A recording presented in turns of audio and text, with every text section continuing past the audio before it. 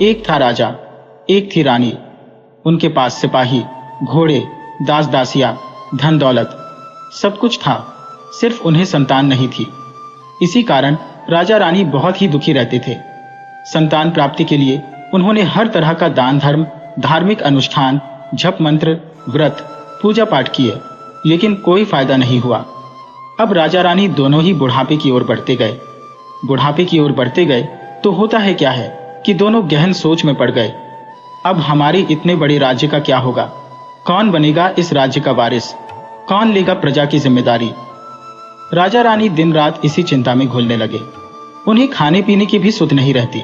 तो एक सुबह होता है क्या है कि राजा के दरबार में एक साधु आता है तो दासी रानी को इत्तिला करती है। तब वह दासी से कहती है, यह मेरा अंतिम दान धर्म है, इसके बाद मैं अपने हाथों से कोई दान धर्म नहीं करूंगी। रानी चावल भरा छाछ हाथ में लेकर बाहर आती है और साधु की झोली में भिक्षा डालने आगे बढ़ती है तो उसके चेहरे पर छाई उद्विग्नता साधु की दृष्टि में आती है। वह उससे पूछता है, रानी साहिबा, क्या हुआ है? आप क्यों इतनी उदास है?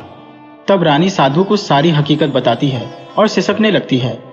उस पर वह साधु कुछ पल गंभीर हो जाता है और कहता है, चिंता मत करना रानी साहिबा, आपकी संतान की इच्छा पूरी हो जाएगी।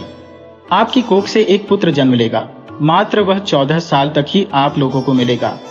उसके आगे वह इस मृत्युलोक में नहीं रह पाएगा। इससे बढ़कर आपको कुछ देना मेरे लिए संभव नहीं है। अपनी बात पूरी करते उसने अपनी झोली में हाथ डाला, थोड़ी सी भभूत निकालकर रानी को दी और कहा, आप और महाराज दोनों इसे बांटकर ग्रहण करना, तुम्हें जल्द ही पुत्र प्राप्ति होगी। इतना कहकर साधु अपनी राह चला गया। उसके जाने के बाद रानी सोचने लगी, 14 साल तो 14 साल ही सही, उतने समय के लिए हमें पुत्र मिलेगा, यही काफी है। उतने साल तक मैं उसे जी जान से बड़ा करूंगी, उसे ढेर सारा लाड़ दुलार दूंगी, अपनी संतान की मुराद पूरी करूंगी। उस रात अपना सारा राजकाज खत्म करके राजा जब रानी के महल में गए तो रानी ने क्या किया कि राजा को सारी बात बताई और साधु की दी भभूत राजा को दिखाकर बोली, साधु महाराज ने यह भभूत हम दोनों को ग्रहण करने को कहा है। राजा बोले, इतना दान धर्म किया, जब तब किया, कोई फल नहीं मिला, अब इस भभूत से हमें संतान प्राप्ति होगी क्या? उस पर रानी बोली, जब इतना सब कुछ किया तो अब यह भी सही, खामख्वाह उस साधु के क्रोध को क्यों बुलावा दें। राजा को अब किसी पर विश्वास नहीं था, लेकिन पत्नी को दुख न पहुंचे इसलिए वह राजी हो गया। राजा राजी हो गया तो फिर क्या होता है कि राजा रानी दोनों नहाते धोते हैं, फिर अपने भगवान का नाम स्मरण करते हैं, अपने पुरखों को स्मरण करते हैं और उस साधु महाराज का नाम स्मरण करके वह भभूत बांटकर दोनों खाते हैं। उसके बाद दोनों निश्चिंत होकर सो जाते हैं। तो कुछ दिन गुजर जाते हैं और साधु द्वारा कहे अनुसार रानी गर्भवती हो जाती है। उस पर राजा रानी दोनों की खुशी गगन में नहीं समाती। राजा रानी से बोला, महारानी, सचमुच साधु महाराज की कृपा हो गई। तो 9 माह 9 दिन और 9 घंटे पूरे होकर रानी ने एक सुंदर घोड़े चिट्टे पुत्र को जन्म दिया। राजा ने बड़ी धूमधाम से पुत्र का नामकरण किया। सारे राज्य में 8 दिन तक अन्न संतर्पण रखा, उत्सव मनाया गया। अब पुत्र की कुंडली देखने के लिए राज्य के सबसे विद्वान पंडित जी को बुलाया तो कुंडली देखकर पंडित जी बड़े चिंतित हो गए। कहने लगे, महाराज, हमारा राजपुत्र सिर्फ 14 साल तक हमारे पास रहेगा। राजा को इस बात की भनक थी ही। रानी को भी साधु महाराज की बात याद थी। दोनों चुप रह जाते हैं। उसके बाद राजा और रानी बड़े लाड़ प्यार से बेटी की परवरिश करते हैं, उसकी हर ख्वाहिश पूरी करते हैं। थोड़े समय के लिए ही सही, भगवान ने संतान की अपनी मुराद पूरी कर दी, इससे वे समाधान मानते हैं। राजपुत्र दिन प्रतिदिन बड़ा होता है। जब वह 7 साल का हो जाता है तो राजा एक अच्छे गुरु की नियुक्ति करके उसे पढ़ाई लिखाई, राजशास्त्र, शस्त्र विद्या, घुड़सवारी इत्यादि 12 विद्याओं का शिक्षण देते हैं। जब वह सब शास्त्र विद्या में पारंगत हो जाता है और 12 साल की उम्र का हो जाता है तब एक अच्छी सी राजकन्या खोजकर उसकी शादी कर देते हैं। तो 2 और साल बीत जाते हैं। बेटा 14 साल का हो जाता है। एक दिन राजपुत्र राजा से बोलता है, पिताजी, मैं अपना सारा राज्य घूमकर देखना चाहता हूँ। आज तक मैंने सिर्फ इस राजवाड़ी के अतिरिक्त कुछ नहीं देखा है। बेटे की बात सुनकर राजा चिंतित हो जाता है, क्योंकि पुत्र को 14वां साल शुरू हुआ था। अब कोई अनहोनी होने का वक्त नजदीक आ पहुंचा था। लेकिन राजा ये सब बातें पुत्र को बता नहीं सकता था। वह क्या करता है कि चेहरे पर खुशी लाकर बेटे से कहता है, हाँ हाँ जरूर जाओ बेटा, तुम्हें अपना सारा राज्य घूमकर देखना चाहिए। कहाँ क्या है यह सब जानना चाहिए। कल मेरे बाद तुम्ही को तो राजा बनना है। मात्र एक बात का ध्यान रखें, तुम जहां जा रही हो, क्या कर रहे हो, यह बात अपनी पत्नी को नहीं बताना। पुत्र कहता है, ठीक है पिताजी, आपने जो कहा है मैं वैसा ही करूंगा। तो होता क्या है कि राजपुत्र दिन भर अपनी पत्नी के साथ मौज मस्ती करता है, खुशियां मनाता है और रात को ठीक 12 बजे बिस्तर से उठकर बाहर चला जाता है। फिर पौ फटने से पहले वापस अपने महल में आकर सो जाता है। ऐसे बहुत दिनों तक चलता रहा। अब पुत्र का 14वां साल खत्म होने में कुछ दिन ही बाकी रहते हैं। इतने में क्या होता है कि उसकी पत्नी यानी छोटी रानी रात में जाग जाती है। वह देखती है कि बिस्तर पर राजपुत्र नहीं है। वह महल में सब जगह देखती है तो राजपुत्र कहीं भी नजर नहीं आता। तो वह क्या करेगी, किससे कहेगी? वह चुपचाप रहती है। फिर भोर होने पर वह देखती है कि उसका पति अपनी जगह सोया हुआ है। वह पति से कुछ नहीं पूछती। लेकिन दूसरी रात भी वैसे ही होता है, तीसरी रात, चौथी रात, ऐसे बहुत दिन तक चलता है। रानी बहुत ही चिंतित हो जाती है। पति रात को जाता कहाँ है, किससे मिलने जाता है? उसको मन में ढेर सारे सवाल उठते हैं, लेकिन उसे पूछने में उसे डर लगता है, शायद पति गुस्सा कर बैठे। सास ससुर से पूछने के बारे में सोचा तो उसकी कुल मर्यादा बीच में आ जाती थी। तो इस तरह मन ही मन वह कुढ़ती रहती थी। इस हालत में उसे खाने पीने में दिलचस्पी नहीं होती। वह दुबली पतली हो जाती है। तो उस राज्य में फूल बेचने वाली एक बूढ़ी मालन थी। वह हमेशा छोटी रानी को फूल देने उसके महल में आती थी। उस बुढ़िया का ध्यान छोटी रानी पर जाता है। वह उससे पूछती है, बेटी तुम्हें किस बात का दुख है? तुम इस तरह सूख कर कांटा क्यों बनी हो? उस पर रानी कहती है, क्या बताऊं तुम्हें अम्मा, तुम्हारा राजपुत्र हर रात बिस्तर पर से उठकर कहीं चला जाता है और सुबह भोर होते ही वापस आकर सोता है। वह कहाँ जाता है? प्रेमिका से मिलने जाता है क्या? यह सोच सोच कर मैं अन्न जल ग्रहण नहीं कर पाती और सूख सूख कर इस तरह कांटा बन गई हो। बुढ़िया सब बात सुनकर उसे एक उपाय बताती है। तो बेटी ऐसा करना, आज रात तुम सोना मत, उसके पीछे जाकर देखना कि वह कहाँ जाता है, क्या करता है। उसकी अच्छी तरह से पहरेदारी करना। पर मुझे नींद आ गई तो?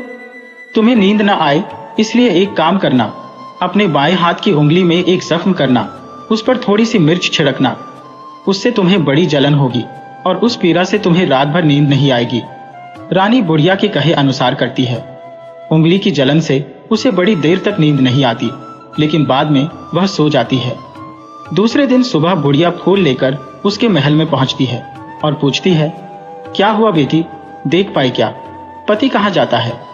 रानी कहती है, नहीं अम्मा, पहले कुछ समय जलन के कारण मुझे नींद नहीं आई, पर कुछ देर पश्चात मैं सो गई। बुढ़िया कहती है, कोई बात नहीं, आज तुम उंगली पर पहले से थोड़ा बड़ा जख्म करना और ज्यादा मिर्च लगाना। तो रानी वैसे ही करती है, परंतु वह सिर्फ पति के बिस्तर से उठकर बाहर निकलते वक्त तक जाग पाई। वह उसके पीछे नहीं जा सकी क्योंकि उसकी आंखें उस समय तक मुंह गई थी। दूसरे दिन सुबह बुढ़िया आती है तो उसने पूछने से पहले ही रानी रोकर कहती है, अम्मा, मैं आज भी उनकी पहरेदारी ठीक तरह नहीं कर पाई। बुढ़िया कहती है, रोना नहीं बेटी, सब कुछ ठीक हो जाएगा। तुम आज रात जख्म और बड़ा करना और उस पर ज्यादा मिर्च छिड़कना।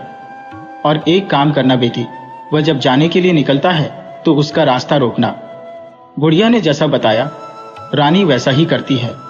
आज रात उसे नींद नहीं आती। पति रात 12 बजे बिस्तर से उठकर जब महल से निकलने के लिए चलने लगता है तो वह बुढ़िया ने जैसे बताया वैसे ही करती है। दौड़कर जाकर पति का रास्ता रोकती है और कहती है, कहाँ जा रहे हो, किससे मिलने जा रहे हो, मुझे बताओ। राजपुत्र उसे समझाने की बहुत कोशिश करता है। देखो, अगर मैंने तुम्हें वो बताया तो मैं तुम्हें दोबारा नहीं मिल पाऊंगा। कोई बात नहीं, न मिल पाओ, लेकिन आप रात के समय कहाँ जाते हो यह मुझे पहले बता दीजिए। राजपुत्र निरुपाय हो जाता है। पत्नी की जिद के आगे उसकी एक नहीं चल पाती। ठीक उसी समय उसका 14वां साल खत्म होकर 15वां साल लगने वाला था। जो होता है वह हो जाने दो, वह सोचता है और कुछ चावल मंत्रों से सिद्ध करके पत्नी को देकर कहता है, इन चावलों के दानों को दोनों हाथों की मुट्ठी में पकड़ना। पहले दाएं हाथ में पकड़े चावल मेरे ऊपर फेंकना, मैं कौन हूं तुम्हें पता चल जाएगा। बाद में बाएं हाथ में पकड़े चावल मेरे ऊपर फेंकना, मैं जैसा था तुम्हें मिल जाऊंगा। लेकिन यदि तुम बाएं हाथ के चावल मेरे ऊपर फेंकना भूल गई तो मैं तुम्हें कभी नहीं मिल पाऊंगा, नहीं भूलूंगी। रानी बड़े आत्मविश्वास के साथ कहकर दाएं हाथ में पकड़े चावल पति के ऊपर फेंक देती है तो राजपुत्र एकदम एक विशाल घोड़ा बन जाता है, एकदम उम्दा, सफेद, गर्दन पर लंबी अयाल। देखते देखते वह तेजी से दौड़ने लगता है। रानी उस घोड़े को एकदम भौचक्की होकर देखने लगती है और पति ने बाएं हाथ के चावल फेंकने की जो बात कही थी वह भूल जाती है। उसकी आंखों के सामने घोड़ा महल से बाहर निकलकर चला जाता है। घोड़ा जो महल से बाहर जाता है तो वापस नहीं आता। अब रानी को बड़ा पश्चाताप होता है। वह स्वयं को कोसने लगती है, लेकिन अब उसका कोई फायदा नहीं होने वाला था। राजपुत्र अब वापस नहीं आने वाला था। सुबह होते ही महाराजा महारानी को सब बात पता चलती है। उन्हें बहुत दुख होता है। वे बिस्तर पकड़ते हैं और राह देखते हैं कि एक दिन उनका बेटा वापस आ जाए। इस तरह 1 महीना गुजरता है, 2 महीने गुजरते हैं, 3 महीने गुजरते हैं, आखिर 6 महीने पूरे होते हैं। राजपुत्र का कोई अता पता नहीं लगता। प्रधान राजपुत्र को ढूंढने के लिए राज्य के गांव-गांव सिपाही भेजता है, लेकिन उन्हें कोई सफलता नहीं मिलती। इधर रानी अपनी हट के कारण पति गायब हो गया, यह सोचकर स्वयं को मन ही मन कोसती है और प्रण लेती है कि कुछ भी करके पति को ढूंढ लाएगी और उसे वापस घर लेकर आएगी। एक दिन वह सुबह उठकर सास ससुर के महल में जाती है और कहती है कि मैं अपने पति की खोज में जा रही हूँ। महाराजा महारानी को और क्या चाहिए था? कुछ भी करके उनका बेटा उन्हें वापस मिलना चाहिए था। वे बहू को जाने की अनुमति देकर कहने लगे, बेटी तुम्हें जो चाहे वह करो, जहां जाना है वहां जाओ, लेकिन हमारे बेटे को वापस लेकर आओ, भगवान तुम्हें कामयाबी दे।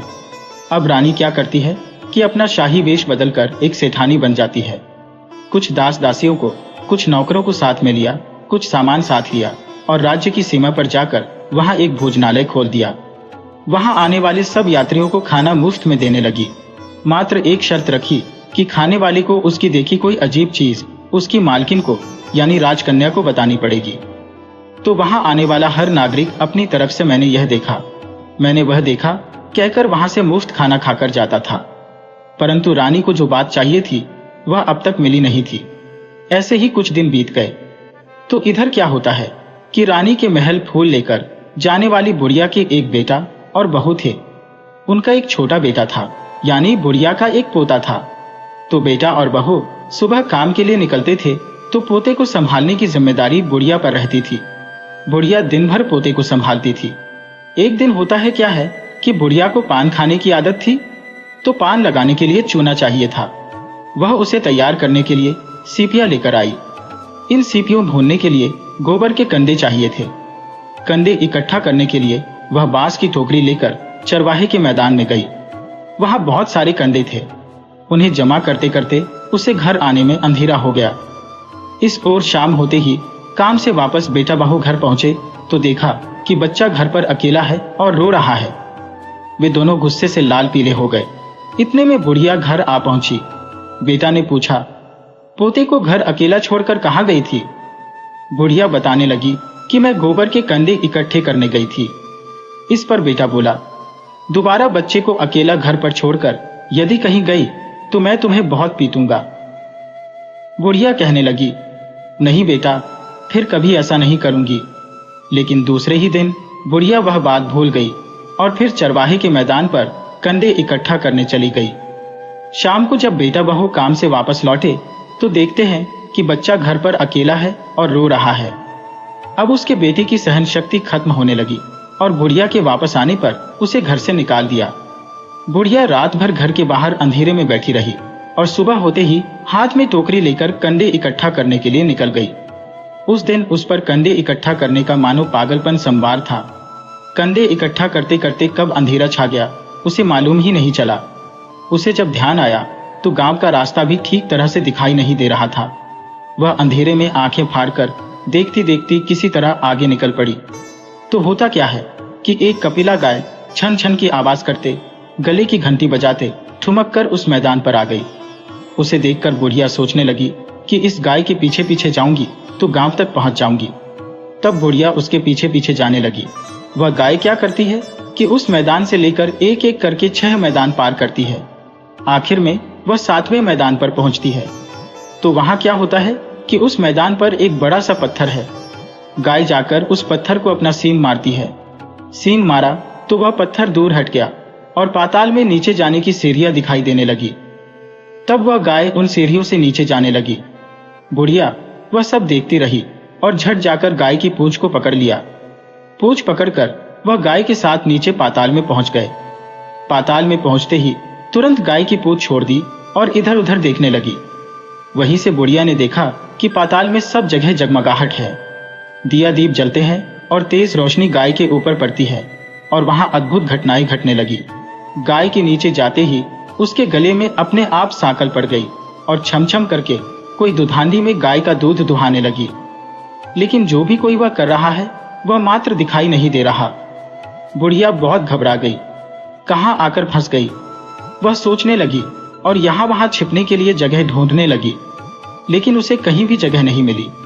हर जगह उजाला ही उजाला था। तो वह यूं एक कोनों में खड़ी रह गई है और जो कुछ सामने हो रहा था उसे चुपचाप देखने लगी। कुछ पल के बाद वहां झट से एक उम्दा सफेद घोड़ा आया। वहां 2 कुंड थे। उसमें से एक कुंड में उस घोड़े ने छलांग लगाई और ऊपर आ गया। अब उसे राजपुत्र का रूप प्राप्त हो गया। राजपुत्र बनने के बाद उसने दूसरे कुंड के पानी में स्नान किया। वहां रखे नए कपड़े पहने हैं। नजदीक ही एक सुंदर पलंग था, उस पर आकर वह बैठ गया। उसके सामने अपने आप 5 पकवानों की थाली आ गई, दूध की एक प्याली आ गई, पान सुपारी आ गई। उसके सामने एक दिया जलता रहा। राजपुत्र ने खाना खाया, दूध पिया, पान सुपारी खाया और बिस्तर पर लेट जाने से पहले सूर्यदेव का स्मरण करके सामने जलते दिए से पूछा, दिया दिया दीपनकर, मेरे माता पिता क्या कर रहे हैं? दिया बताने लगा, बेटे के शोक में डूबे हैं। राज्य कौन संभाल रहा है? राज्य प्रधान संभालता है। मेरी पत्नी क्या करती है? उसने चौराहे पर भोजनालय शुरू किया है और आते जाते लोगों से वह नई खबर के बारे में पूछती है। दिए के यह कहते ही राजपुत्र कहते लगा, ठीक है। उसके बाद वह सो गया। बुढ़िया कोने में खड़ी रहकर यह सब देखती रही। ऐसी अद्भुत घटना उसने जिंदगी में पहली बार देखी थी। उसे अंदर ही अंदर चुलबुलाहट होने लगी। वह अपनी भूख प्यास भूल गई और आगे क्या होता है कि उसे उत्सुकता से देखने लगती है। लेकिन उसके बाद और कुछ घटनाएं नहीं घटती। रात गुजर गई और सुबह हो गई। सुबह होने पर पलंग पर सोया राजपुत्र उठा और फिर से पहले वाले कुंड में छलांग लगाई तो अब वह फिर से घोड़ा बनकर कुंड से बाहर आ गया। बाहर आते ही वह तेजी से उस पाताल नगरी से बाहर निकल गया। लेकिन वह कहाँ गया, बुढ़िया को कुछ पता नहीं चला। उसके बाद पिछली रात की तरह कोई उस गाय का छमछम करके दूध दोहने लगा। जैसे ही दूध दुहाना खत्म हुआ, उसके गले की सांकल अपने आप खुल गई और वह गाय तेजी से ऊपर जाने वाली सीढ़ियां की ओर भागने लगी। गाय को दौड़ते देखकर बुढ़िया सोचने लगी, अब गाय के साथ यहां से ऊपर जाना ही समझदारी है, नहीं तो कोई मुसीबत आकर मेरे ऊपर टपक जाएगी। झट से उसने गाय की पूंछ पकड़ ली और गाय के साथ ऊपर आ गई। गाय जब ऊपर मैदान में पहुंची तो उस सुरंग का रास्ता अपने आप बंद हो गया और उसके मुंह पर एक बड़ा सा पत्थर पूर्ववत खड़ा हो गया। ऊपर आकर वह गाय जंगल की ओर निकल गई तो इधर बुढ़िया एकदम बावली सी गई। उसने पाताल नगरी में जो कुछ देखा वह जल्द से जल्द किसी को बताने के लिए उतावली हो उठी। उसे एकदम याद आया है कि नगर की सीमा पर कोई औरत भोजनालय चलाती है और नई बात बताने वाले को अच्छा खाना पीना मुफ्त में देती है। वह सोचने लगी कि क्यों न मैं यह बात उस औरत को जाकर बताऊं। यदि उसे यह बात पसंद आ गई तो बाकी जीवन खाने पीने की झंझट से मुक्ति मिलेगी। बुढ़िया ने मन में तय किया और तुरंत उस भोजनालय के द्वार पर टंगे नगाड़े के सामने खड़ी हो गई और जोर जोर से नगाड़ा बजाना शुरू दिया। नगाड़े का इस तरह शोर सुनकर मालकिन यानी छोटी रानी मन में प्रसन्न हो जाती है कि शायद कोई बड़ी बात लेकर यहां आया है। रानी सिपाहियों को आदेश देती है, जाइए और जो कोई आया है उसकी अच्छी खातिरदारी कीजिए। आदेश पाते ही सिपाही नीचे दौड़ गए तो एक बुढ़िया नगाड़ा बजा रही है। उन्होंने पूछा, क्यों रे बुढ़िया, क्या हुआ, क्यों नगाड़ा बजा रही हो? बुढ़िया बोली, कुछ नहीं बेटा, यहाँ खाना मिलता है ना, इसलिए आई हूं। खाना चाहिए, मिलेगा, लेकिन तुझे कोई नई बात बतानी पड़ेगी। हाँ बताऊंगी, एक बात मालूम है मुझे। इस पर सिपाही उसे अंदर लेकर आए। उनको मालकिन का आदेश था कि जो कोई बूढ़ा बुजुर्ग वहां आए उनके साथ अच्छी तरह पेश आना, उनका अच्छा आदर आतिथ्य करना। तो सिपाही ने इस बुढ़िया का भरपूर आदर आतिथ्य किया। उसे बड़ी सी थाली भरकर व्यंजन परोसते हैं। बुढ़िया कुछ दिनों से भूखी थी, वह खाने पर टूट पड़ी। खाना खाने के बाद सिपाही ने उसे नई साड़ी पहनने को दी। उसके बाद उसे लेकर रानी के पास आए। बुढ़िया और रानी ने तुरंत एक दूसरे को पहचान लिया। बुढ़िया बोली, बेटी तुम? और रानी बोली, अम्मा तुम? बड़ी देर तक दोनों भांति भांति की बातें करती रही।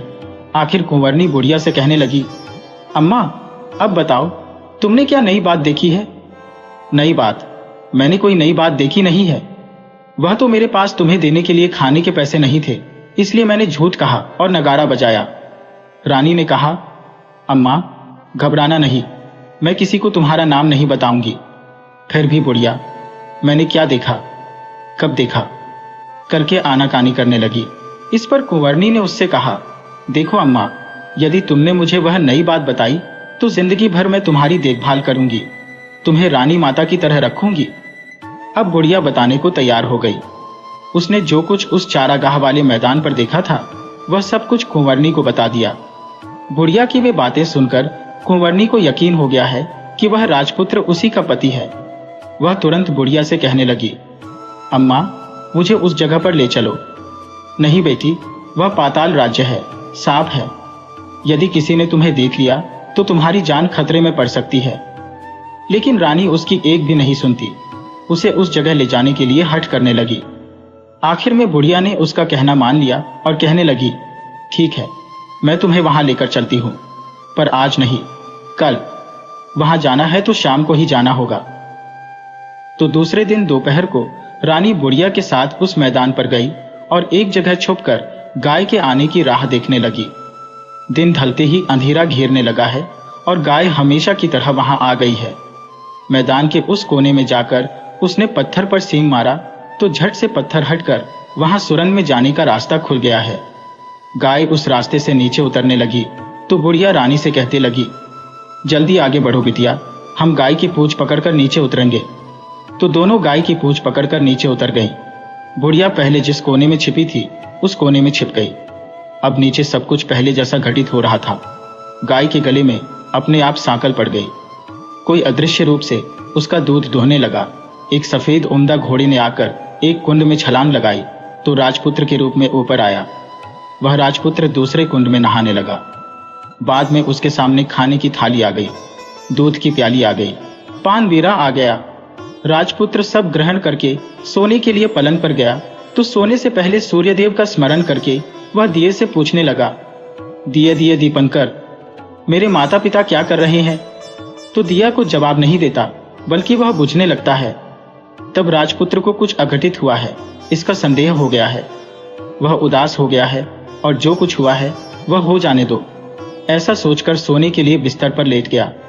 अब रानी का संयम छूट गया। वह दौड़कर पति के पास गई और उसके पैर पकड़ने के लिए आगे बढ़ने लगा।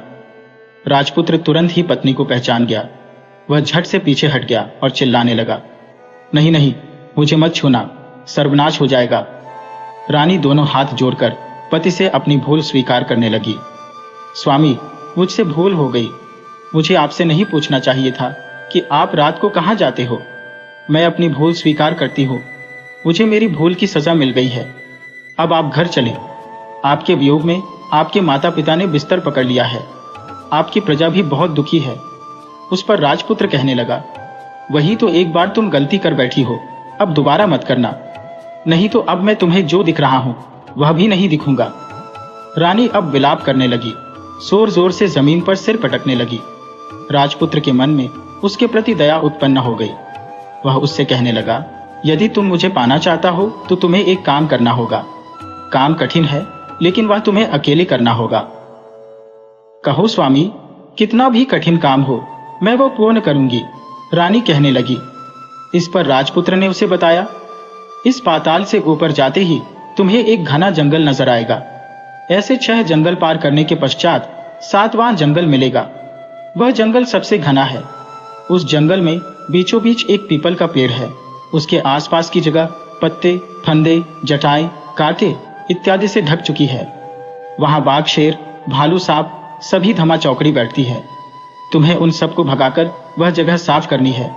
उसकी गोबर से लिताई करके पवित्र बनाना है, रंगोली से सजाना है। उसके बाद वहां धूप, कपूर, अगरबत्ती जलानी है। फूल कुमकुम से पेड़ की तने की पूजा करनी है। दूध दही से बने चावल का भोग चढ़ाना है। ये सब तुम्हें दोपहर को 12 बजने के पहले करना है। 12 बजने के समय तुम्हें उस जगह पर बैठकर सूर्य भगवान का ध्यान करना है। ठीक 12 बजे सूर्य भगवान का रथ वहां उतरेगा। वे वह सब देखकर खुश हो जाएंगे और कहेंगे, जिस किसी ने यह सब किया है उसे मैं मनचाहा फल दूंगा। तो तुम सामने जाकर उसके रथ का दाहिना घोड़ा मांगना, मैं तुम्हें मिल जाऊंगा। इतनी बात कहकर राजपुत्र अपने पलंग पर सो गया और छोटी रानी भोर होने की राह देखने लगी। भोर होते ही वह बुढ़िया के साथ गाय की पूंछ पकड़कर ऊपर आ गई। ऊपर आने के बाद वह बुढ़िया से कहने लगी, अम्मा, अब मैं अकेले ही आगे जाऊंगी, तुम भोजनालय वापस जाओ। वह जंगल में जाकर राजपुत्र की बताई जगह ढूंढने लगी और स्वयं आरी से वह जगह साफ कर दी। बाद में राजपुत्र ने जैसे बताया वैसी लिपाई पोताई करके वापस आ गई। दूसरे दिन पौ फटने से पहले उठी और जंगल में उस जगह पहुंची। वहां जाकर इत्र गुलाब का पानी छिड़क कर वह जगह सुगंधित की। धूप अगरबत्ती जलाकर उसे पवित्र किया और पूजा की सब सामग्री वहां तैयार रखकर सूर्य भगवान का ध्यान करने बैठ गई। जैसा कि पति ने बताया था, दोपहर को ठीक 12 बजे सूर्य भगवान का रथ उस पीपल के पेड़ पर आकर रुका है। सूर्य भगवान ने जब रथ से नीचे देखा तो सुगंधित वातावरण देखकर वह बहुत प्रसन्न हो गए। फिर वे बोले, जिस किसी ने यह काम किया है वह यहाँ आकर आज मुझसे कुछ भी मांगे, मैं उसे दे दूंगा। रानी ने जब ये शब्द सुनने हैं तो बिना समय गंवाए दौड़कर उनके सामने आ गई और उनको साष्टांग नमस्कार करके बोली, भगवान, वह मैं ही हूं, मैंने ही यह जगह साफ की है। अच्छा, तो तुम्हें जो चाहिए वह मांगो। भगवान, मुझे आपके रथ का दाहिना घोड़ा चाहिए। सूर्य भगवान बोले, नहीं, मैं तुम्हें और कुछ भी दे सकता हूं, लेकिन यह घोड़ा नहीं दे सकता। मेरे रथ के 12 घोड़े हैं, तुम चाहो तो कोई और घोड़ा मांग लो, लेकिन यह दाहिना घोड़ा नहीं, वह मैं तुम्हें नहीं दे सकता। छोटी रानी ने एक नहीं सुनी। वह सूर्य देव से एक ही बात कह रही थी, वही दाहिना घोड़ा दे दीजिए, नहीं तो मैं आपके पैरों में गिरकर अपनी जान दे दूंगी। अब सूर्यदेव धर्म संकट में पड़ गए। उन्होंने वचन दे दिया था, अब अपने वचन से पलट भी तो नहीं सकते थे। ठीक है, दे दिया तुम्हें घोड़ा, सूर्यदेव ने कहा। फिर एक बात और भी कही, देखो, मैंने तुम्हें घोड़ा तो दिया है, लेकिन वह तुम्हें यहां नहीं मिलेगा, तुम्हें उसे पाताल में जाकर लाना होगा। रानी बोली, पाताल में ही क्या भगवान, मैं उन्हें पाने के लिए कहीं भी जा सकती हो। रानी को वचन देकर सूर्यदेव अपने मार्ग चले गए और इधर रानी जंगल से अपने भोजनालय में आ गई। फिर वह बुढ़िया को लेकर उस मैदान पर आ गई। जल्दी ही शाम हो गई। शाम होते ही वहां वह गाय आ गई और उसने सींग मारकर सुरंग का पत्थर हटाया तथा नीचे उतरने लगी। रानी और बुढ़िया जल्दी जल्दी उसकी पूंछ पकड़कर नीचे उतर गईं। नीचे पाताल में सब घटनाएं पहले की तरह ही घटने लगी। घोड़े का एक कुंड में नहाकर राजपुत्र बन जाना, नहा धोकर पलंग पर जाकर बैठना, तो उसे खाने की थाली, दूध की प्याली आना, पान बीरा आना। लेकिन आज एक बात नहीं घटी। आज 2-2 थाली, 2-2 दूध की प्याली, 2-2 पान बीरे उसके सामने आए। वह कुछ नहीं बोला। अपने हिस्से की थाली खाकर, दूध पीकर और पान बीरा चबाकर वह सोने चला गया और हमेशा की तरह दिए से पूछने लगा, दिए दीपनकर, मेरे माता पिता क्या करते हैं? दिया ने बताया, वे दोनों तुम्हारे शोक में मरने की स्थिति में पहुंच गए हैं। ऐसा? झट से उसकी आंखों से आंसू टपकने लगे। फिर वह पूछने लगा, दिए दीपनकर, मेरा राज्य कौन चला रहा है? तुम्हारा राज्य प्रधान चला रहा है और वह सब कुछ हड़प चुका है। वह प्रजा पर बहुत अत्याचार कर रहा है। सुनकर राजपुत्र को बहुत गुस्सा आया। वह गुस्से से अपनी मुट्ठी भींचने लगा। अब वह पूछने लगा, दिए दीपनकर, मेरी पत्नी क्या कर रही है? अब दिया कुछ नहीं बोला, चुप रहा। अब रानी का संयम जवाब दे गया। वह दौड़कर पति के गले लग गई। अब मैं तुम्हें मिल गया, राजपुत्र कहने लगा। सच कहते हो, अब आप फिर से घोड़ा तो नहीं बनेंगे ना? नहीं, दोबारा घोड़ा नहीं बनूंगा मैं। तुमने जो इतने सारे कष्ट उठाए हैं मुझे पाने के लिए, इसलिए सूर्यदेव ने मुझे सदा के लिए घोड़े के जन्म से मुक्त कर दिया है। राजपुत्र ने बड़े प्यार से कहा और उसे गले लगाया, उसके आंसू पोंछे। कुछ देर पश्चात भोर हो गई तो गाय की श्रृंखला टूटकर वह ऊपर भूलोक जाने लगी। रानी, राजपुत्र और बुढ़िया उसकी पूंछ पकड़कर ऊपर आ गए। ऊपर आने पर वे सीधे भोजनालय में पहुंचे। वहां का सब सामान लोगों में बांट दिया और उसको ताला लगाकर अपने राज्य में लौट गए। राजपुत्र वापस आता और उसके तेवर देखकर प्रधान घबरा गया। राजपुत्र ने उसे बंदी बनाकर कैदखाने में डाल दिया और राज्य की बागडोर अपने हाथ में ले ली। उसके बाद वह अपने माता पिता को मिलने उनके महल में गया। तब राजपुत्र क्या देखता है कि उसके माता पिता उसके शोक में अस्थिपंजर बने हुए हैं। पुत्र को वापस आया देखकर मरणासन्न राजा रानी की आंखों से टप टप आंसू बहने लगे। इन दोनों ने पुत्र को गले लगाया, उसे प्यार से सहलाया। इतना होने के बाद उनकी सेहत में एकदम सुधार आने लगा। वे अब बिस्तर से उठकर बैठ गए हैं। पुत्र को आशीष देने लगे। राजपुत्र के आने की खबर तुरंत राज्य भर में फैल गई। प्रजा खुशी से फूली नहीं समाई। प्रजाजन राजमहल के सामने इकट्ठे हो गए। राजपुत्र ने भी उन्हें दर्शन दिए और आज से उन्हें कोई दुख नहीं पहुंचाएगा, ऐसा वचन भी दिया। अब राजा अपने पुत्र का राज्याभिषेक करके उसे सिंहासन पर बिठाता है और बहू को महारानी का दर्जा देता है और स्वयं अपनी पत्नी के साथ ईश्वर स्मरण करते खुशी से दिन बिताता है। महाराजा बना राजपुत्र अच्छी तरह से राज्य चलाने लगा और अपनी पत्नी के साथ सुख शांति से जीवन बिताने लगा। उस बुढ़िया को रानी ने अपने ही पास रख लिया, उसकी अच्छी तरह से देखभाल करने लगी। बुढ़िया और उसके बुढ़ापे के दिन खुशी से गुजर लगे।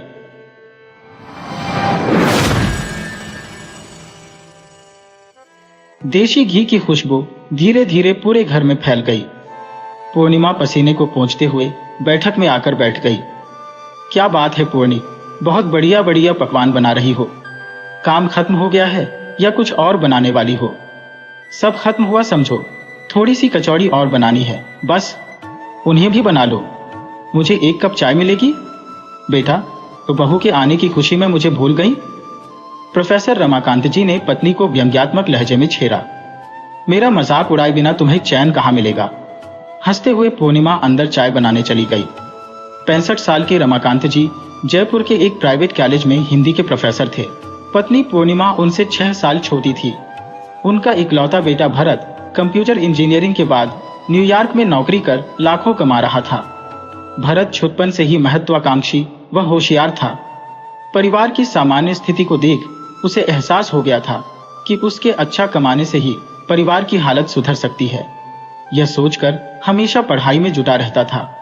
उसकी मेहनत का ही नतीजा था कि 12वीं में अपने स्कूल में प्रथम और प्रदेश में तीसरा स्थान प्राप्त किया। रमाकांत जी की माली हालत कोई खास अच्छी न थी। भरत को कॉलेज में भर्ती करवाने के लिए बैंक से लोन लिया था, पर किताबें, खाना पीना, दूसरे खर्चे इतने थे कि उन्हें और भी कई जगह से कर्जा लेना पड़ा। एक छोटा सा मकान था, उसे आखिरकार बेचकर किसी तरह कर्जे के भार से मुक्त हुए। भरत ने अच्छे अंकों से इंजीनियरिंग पास कर ली। फिर जयपुर में ही 2 वर्ष की ट्रेनिंग के बाद उसे कंपनी वालों ने न्यूयॉर्क भेज दिया। विदेश में बेटे को खाने पीने की तकलीफ न हो, सोचकर जल्दी से गरीब घर की लड़की देख बिना दान दहेज के साधारण ढंग से उसकी शादी कर दी। तुरंत शादी करने के कारण अब तक जो थोड़ी सी जमा पूंजी थी शादी में खर्च हो गई। बहू इंदु गरीब घर की थी। उसके पिता एक होटल में रसोई का काम करते थे। इंदु सिर्फ 12वीं तक पढ़ी थी और एक छोटी सी संस्था में नौकरी करती थी। उसकी 3 बहनें और थी जो पढ़ रही थी। रमाकांत जी व उनकी पत्नी की सिर्फ यही इच्छा थी कि एक गरीब लड़की का ही हमें उद्धार करना है। उन्हें दान दहेज की कोई इच्छा न थी। उन्होंने साधारण शादी कर दी। शादी होते ही अगले हफ्ते दोनों न्यूयॉर्क चले गए। शुरू में फोन से बेटा बहू बात करते थे, फिर महीने में, फिर 6 महीने में एक बार बात हो जाती। बेटे की आवाज सुन उसकी खैरियत जान उन्हें तसल्ली हो जाती। न्यूयॉर्क जाने के बाद भरत ने एक बार भी घर रुपए नहीं भेजे। पहले महीने पगार मिलते ही फोन पर बोला, बाबूजी, यहाँ घर के फर्नीचर लेने आदि में बहुत खर्चा हो गया है। यहाँ बिना कार के रह नहीं सकते। 1-2 महीने बाद आपको पैसे भेजूंगा। इस पर रमाकांत जी बोले, बेटा, तुम्हें वहां जो चाहिए उसे ले लो। यहाँ हमें पैसों की जरूरत ही क्या है। हम 2 जनों का थोड़े में अच्छा गुजारा हो जाता है। हमारी फिक्र मत कर। उसके बाद भरत से पैसे की कोई बात हुई ही नहीं। रमाकांत व पूर्णिमा दोनों को ही इस बात का कोई गिला शिकवा नहीं था कि बेटे ने पैसे नहीं भेजे। बेटा खुश रहे, यही उन्हें चाहिए था। थोड़े में ही वे गुजारा कर लेते थे। 2 साल बाद बेटे ने मैं जयपुर आऊंगा फोन पर बताया तो पूर्णिमा की खुशी का ठिकाना न रहा। पूर्णिमा से फोन पर भरत अक्सर यह बात कहता था, अम्मा यह जगह बहुत अच्छी है, बड़ा घर है, बगीचा है, बर्तन मांजने व कपड़े धोने की मशीन है। आप और बाबूजी दोनों आकर हमारे साथ ही रहो। वहां क्या है, तुम्हारे बाबूजी ने यहाँ सेवानिवृत्त होने के बाद जयपुर में एक अपना हिंदी सिखाने का केंद्र खोल रखा है, जिसमें विदेशी और गैर हिंदी भाषी लोग हिंदी सीखते हैं। उसे छोड़कर बाबूजी आएंगे मुझे नहीं लगता। तुम जयपुर आओ तो इस बारे में सोचेंगे। अक्सर पूर्णिमा का यही जवाब होता था। बेटे के बार बार कहने पर पूर्णिमा के मन में बेटे के पास जाने की इच्छा जागृत हुई। अब वे हमेशा पति से इस बारे में कहने लगी कि 1 महीना तो कम से कम हमें भी बेटे के पास जाना चाहिए। अब जब बेटे के आने का समाचार मिला, खुशी के चलते उनके हाथ पैर ही नहीं चलते थे। हमेशा एक ही बात मन में रहती, बेटा आकर कब ले जाएगा। भरत जिस दिन आने वाला था उस दिन उसे हवाई अड्डे जाकर लेकर आने की पूर्णिमा की बहुत इच्छा थी, परंतु भरत ने कहा, माँ आप परेशान मत हो, क्लियरेंस के होने में बहुत समय लगेगा, इसलिए हम खुद ही आ जाएंगे। उसके ऐसे कहने के कारण पूर्णिमा उसका इंतजार करते घर में अंदर बाहर चक्कर लगा रही थी। सुबह से ही बिना खाए पिए दोनों को इंतजार करते करते शाम हो गई। शाम 4 बजे करीब भरत व बहू आए। आरती कर बच्चों को अंदर ले आई। पूर्णिमा की खुशी का ठिकाना नहीं था। बेटा बहू अब और भी गोरे सुंदर दिख रहे थे। रमाकांत जी बोले, सुबह से अम्मा बिना खाए तुम्हारा इंतजार कर रही है। आओ बेटा, पहले थोड़ा सा खाना खा लें। नहीं बाबूजी, हम इंदू के घर से खाकर आ रही हैं। अम्मा आप अपने हाथ से मुझे अदरक की चाय बना दो, वही बहुत है। तब दोनों का ध्यान गया कि उनके साथ में सामान वगैरह कुछ नहीं है। इंदू ने अपने हाथ में पकड़े कपड़े के थैले को सास को दिए। उसमें कुछ चॉकलेट, एक साड़ी, ब्लाउज, कपड़े के टुकड़े थे। पूर्णिमा का दिल बुझ गया। बड़ी चाव से बनाया गया खाना यूं ही ढका पड़ा था। चाय पीकर थोड़ी देर बाद भरत बोला, ठीक है बाबूजी, हम कल फिर आते हैं। हम इंदू के घर ही ठहरे हैं, 1 महीने की छुट्टी है, कहते हुए चलने के लिए खड़ा हुआ। भरत तो इंदू शब्दों में शहद घोलते हुए बोली, मां जी आपने हमारे लिए इतने प्यार से खाना बनाया, फिर भला कैसे न खाएं? फिलहाल भूख नहीं है, पैक कर साथ ले जाती हूँ। और सास के बनाए हुए पकवानों को समेटकर बड़े अधिकार के साथ पैक कर दोनों मेहमानों की तरह चले गए। रमाकांत जी और पूर्णिमा एक दूसरे का मुंह ताकते रह गए। रमाकांत जी पत्नी के सामने अपना दुख जाहिर नहीं करना चाहते थे, पर पूर्णिमा तो उनके जाते ही मन के टूटने से बड़बड़ाती रही। कितने लाड़ प्यार से पाला था बेटे को, क्या इसी दिन के लिए? ऐसा आया जैसे कोई बाहर का आदमी आकर आधा घंटा बैठकर चला जाता है, कहते हुए पूर्णिमा के आंसू बह निकले। रमाकांत जी पूर्णिमा के सिर पर हाथ फेरते हुए उसे तसल्ली देने की कोशिश करने लगे। दिल में भरी दर्द से उनकी आंखें गीली हो गई थी, लेकिन अपना दर्द जबान से व्यक्त कर पूर्णिमा को और दुखी नहीं करना चाहते थे। रमाकांत जी ने पत्नी को कई तरह से आश्वासन देकर मुश्किल से खाना खिलाया। 2 दिन बाद भरत फिर आया। उस दिन पूर्णिमा जब उसके लिए चाय बनाने रसोई में गई, तब अकेले में बाबूजी से बोला, बाबूजी इंदू को अपनी माँ को न्यूयॉर्क ले जाकर साथ रखने की इच्छा है। उसकी माँ ने छोटी उम्र से परिवार बच्चों में ही रहकर बड़ी कष्ट पाए हैं, इसलिए अब हम उन्हें अपने साथ न्यूयॉर्क लेकर जा रहे हैं। आप सब बातें अच्छी तरह समझते हैं, इसलिए मैं आपको बता रहा हूँ। अम्मा को समझाना अब आपकी जिम्मेदारी है। फिर इंदू को न्यूयॉर्क में अकेले रहने की आदत हो गई है। आप और माँ वहां हमेशा रह नहीं सकते। इंदू को अपनी प्राइवेसी चाहिए। अम्मा व इंदू साथ नहीं रह सकते बाबूजी। आप वहां आए तो कहीं इंदू के साथ आप दोनों की नहीं बने, इसका मुझे डर है। इसीलिए आप दोनों को मैं अपने साथ रखने में हिचक रहा हूँ। बाबूजी आप मेरी स्थिति अच्छी तरह समझ गए होंगे, वह बोला। बेटा मैं हर बात समझ रहा हूँ, देख रहा हूँ, तुम्हें मुझे कुछ समझाने की जरूरत नहीं है। रही बात तुम्हारी माँ की, तो उसे कैसे समझाना है अच्छी तरह जानता हूँ। बोलते हुए आज रमाकांत जी को सारे रिश्ते बेमानी से लग रहे थे। इसके बाद जिस दिन भरत और इंदू न्यूयॉर्क को रवाना होने वाले थे, उस दिन 5 मिनट के लिए विदा लेने आए। उस रात पूर्णिमा रमाकांत जी के कंधे से लग खूब रोई थी। क्यों जी, क्या हमें कोई हक नहीं है अपने बेटे के साथ सुख के कुछ दिन बताएं? बेटे से कुछ आशा रखना क्या माता पिता का अधिकार नहीं? क्या मैंने आपसे शादी करने के बाद किसी भी बात की इच्छा जाहिर की, परंतु अपने बेटे के विदेश जाने के बाद सिर्फ 1 महीना वहां जाकर रहूं, यही इच्छा थी, वह भी पूरी न हुई। पूर्णिमा रोते रोते बोलती जा रही थी और रमाकांत जी यही सोच अपने मन को तसल्ली दे रहे थे कि शायद उनके ही प्यार में, परवरिश में कोई कमी रह गई होगी, वरना भरत थोड़ा तो उनके बारे में सोचता, माँ के प्यार का कुछ तो प्रतिकार देता। इस बात को 2 महीने बीत चुके थे। इस बीच इंदु ने भरत को बताया, आज मैं डॉक्टर के पास गई थी। डॉक्टर ने कहा तुम गर्भवती हो। अभी भरत कुछ बोलने की कोशिश ही कर रहा था कि इंदु फिर बोली कि शायद इसीलिए कुछ दिनों से मुझे तरह तरह का खाना खाने की बहुत इच्छा हो रही है। इधर मेरी अम्मा कहती है मैं 1 महीना तुम्हारे पास रही, अब बहनों व पिता को छोड़कर और नहीं रह सकती। मुझे तो तरह तरह के व्यंजन बनाने नहीं आते, अब क्या करें? तो हम एक खाना बनाने वाली रख लेते हैं। यहाँ राजस्थानी खाना बनाने वाली तो मिलेगी नहीं, तुम्हारी माँ को बुला लेते हैं। प्रसव होने तक यहीं रहकर वे मेरी पसंद का खाना बनाकर खिला देंगी। पिताजी 1 महीने के लिए तो आ सकते हैं। उन्होंने जो छोटा सा हिंदी सिखाने का केंद्र खोल रखा है, वहां किसी दूसरे आदमी को रखकर, परंतु उसे बात पूरी नहीं करने दी इंदु ने। उन्हें यहाँ आने की क्या जरूरत है? आपकी माँ ही आई तो ठीक है, तुम्ही ने तो कहा था हमें प्राइवेसी चाहिए, वे यहाँ आए तो ठीक नहीं रहेगा। अब वैसे भी उनसे किस मुंह से आने के लिए कहूंगा, वह सब ठीक है, लेकिन तुम्हारी माँ को यहाँ आने की बहुत इच्छा है। आप फोन करो, मैं बात करती हूँ। इंदु की बातें भरत को बिल्कुल भी पसंद नहीं आई। बोला ठीक है, डॉक्टर ने एक अच्छी खबर दी है, चलो हम बाहर खाना खाने चलते हैं, फिर इस समस्या का हल सोचेंगे।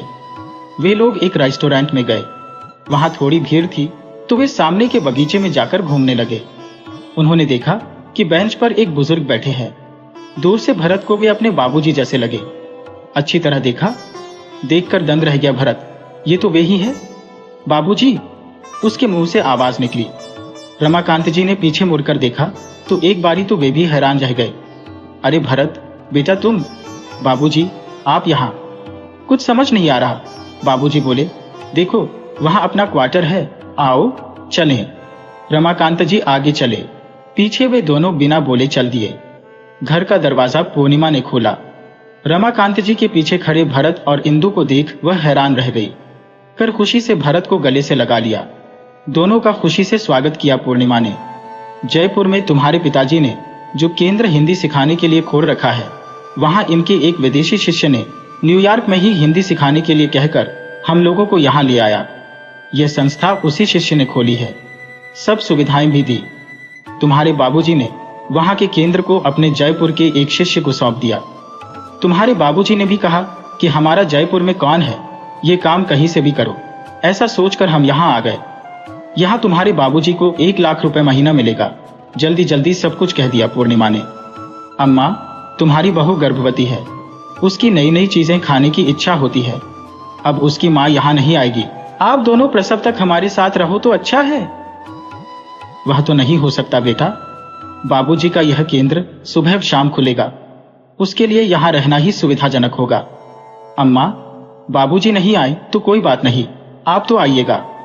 नहीं बेटा, उनकी उम्र हो चली है, इनको देखना ही मेरा पहला कर्तव्य है।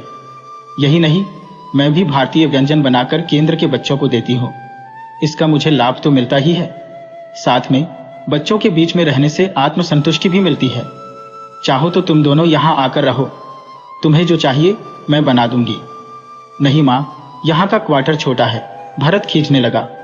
हाँ ठीक है, यहाँ तुम्हें प्राइवेसी नहीं मिलेगी। वही, उसे मैं भूल गई। ठीक है बेटा, मैं रोज इसकी पसंद का खाना बना दूंगी, तुम आकर ले जाना। नहीं अम्मा, मेरा ऑफिस एक तरफ, मेरा घर दूसरी तरफ, तीसरी तरफ यह केंद्र है, रोज नहीं आ सकते।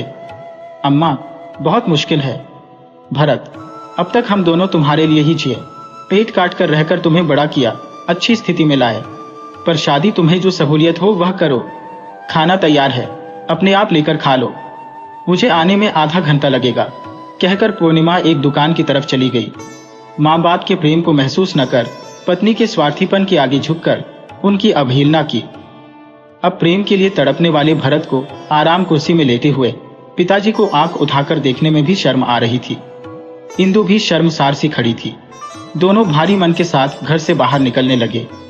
रमाकांत जी एक बारी भरत से कुछ कहने की चाह से उठने लगे थे, लेकिन उनकी आंखों के आगे चलचित्र की तरह पुरानी सारी बातें तैरने लगी। पैर वहीं थम गए। भरत ने पीछे मुड़कर देखा। शायद बाबूजी अपना फैसला बदलकर उससे कुछ कहेंगे, लेकिन आज उनकी आंखें कुछ और ही कह रही थी। इस सब के लिए कसूरवार वह खुद था। भरत का गला रुंध गया।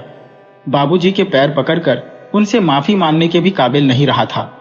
होते ही हम तुम्हारे लिए बेगाने हो गए, रमाकांत जी ने कहा। खून के रिश्ते से दुखी हुए हम तो क्या हुआ, हालात ने नए रिश्ते बना दिए। अब इस रिश्ते को हम नहीं छोड़ सकते, पर तुम जब चाहो तब आ सकते हो। हमसे जो बन पड़ेगा तुम्हारे लिए करेंगे।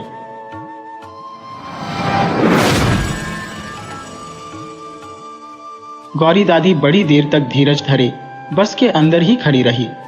सभी लोगों के उतर जाने के बाद खाकी रंग के अपने भारी थैले को कमर पर इत्मीनान से थामे सबसे आखिर में उतरने लगी। दादी दादी, थैला इधर दीजिए, मैं ले चलता हूं, बस इकन्नी दे देना। कुली लड़की की गुहार। माता जी, गाड़ी चाहिए? मेरी गाड़ी में बैठिए, गाड़ीवान की पुकार।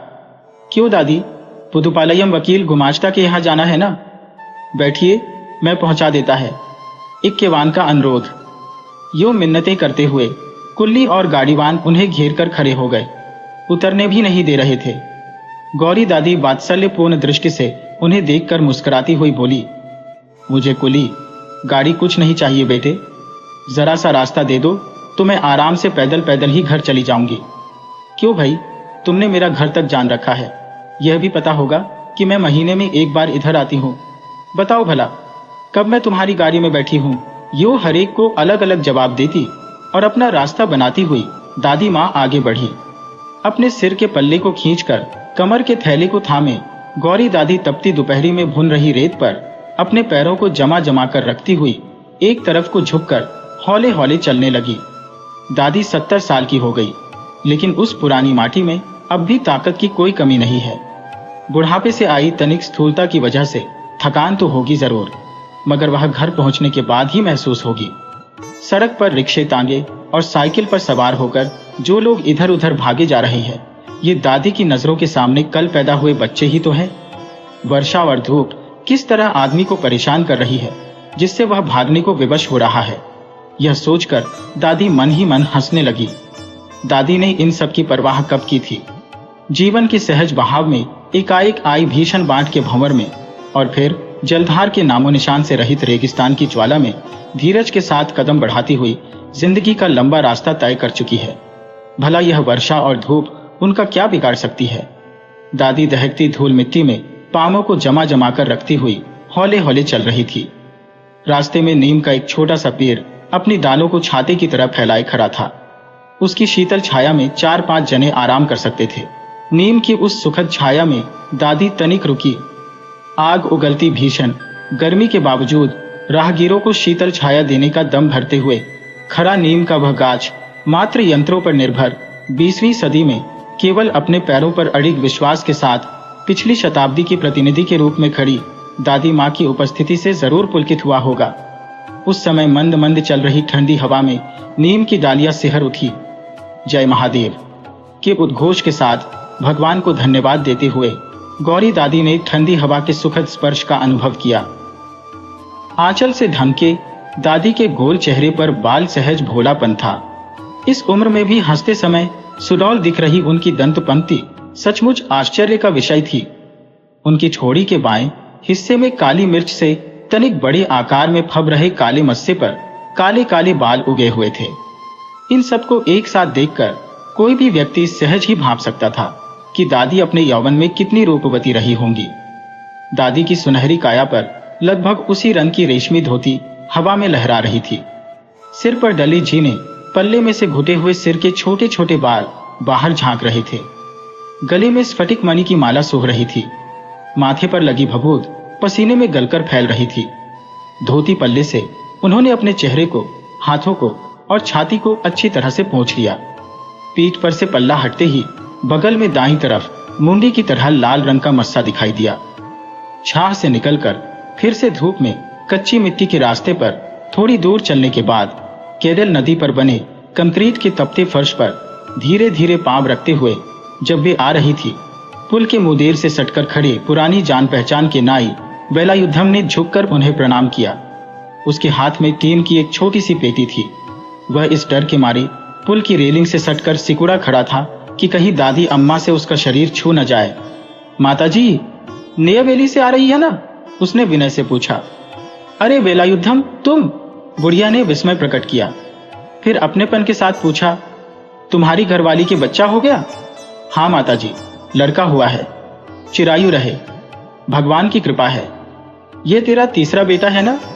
जी हाँ, कहते हुए वेलायुधम फूला न समा रहा था। तू बड़ा किस्मत वाला है रे। जैसे भी हो मेहनत करके बच्चों को पढ़ा लिखा दे। ठीक है।